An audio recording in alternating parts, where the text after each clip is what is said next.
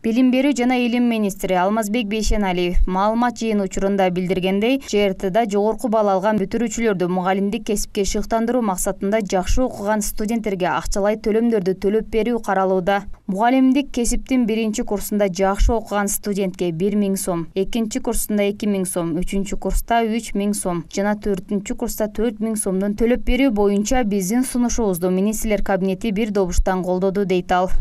Билим берүү тармагынын жүрөгү жогорку квалификациялуу мугалим. Ал эми биздин милдет бул кесипти кадыр бактуу, урматтуу, эң көп талап кылынган жана жогорку акы төлөнүш кесиптердин бирине айландыруу. Өлкө жетекчилигинин колдоосу менен 1-жарымжылдыкта мугалимдердин айлыгы 80%га көтөрүлдү. Ошол эле учурда табияттануу, математикалык предметтер боюнча мектеп мугалимдеринин эмгегин стимулдаштыруу максатында алар башкаларга караганда 20%га көбүрөөк алышат. Демек 100%га чейин көбөйдү. Мындан сырткары маалымат жыйын учурунда министр жогорку окуу жайларга кабыл алуу жылына 2 жолу боло турганын билдирди. Буга байланыштуу жалпы республикалык тестирөө жылына 2 жолу өткөрүлөт. Жогорку окуу жайларга кабыл алууну 2 семестрге бөлдүк. Бул ЖРТга катыша албаган окуу жайга тапшыра албаган абитуриенттерге жарым жылдан кийин кайрадан тест тапшырууга мүмкүнчүлүк берет. Ошондой эле чет элдик студенттерди тартууга да жол ачат. Бул өлкөнүн экономикасына таасирин тийгизет, деди министр.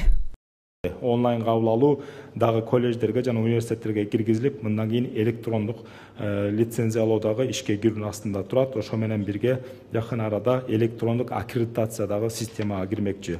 Жогорку жана орто кесиптик билим берүүнүн деңгээлинде жаңы билим берүү стандарттары иштелип чыккан.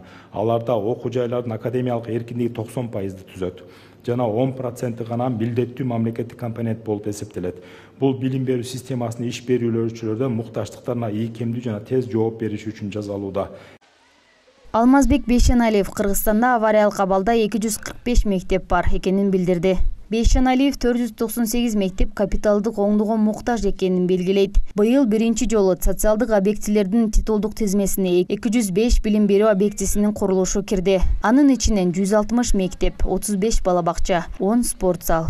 Бул өткөн жылга салыштырмалуу 128 объектке көп, дейт ал. Министр кошумчалагандай, мектептерди керектүү компьютердик техника менен камсыз кылуу максатында Дүйнөлүк банктын каржылоосу республика 1200 мектеби тандалып алынган.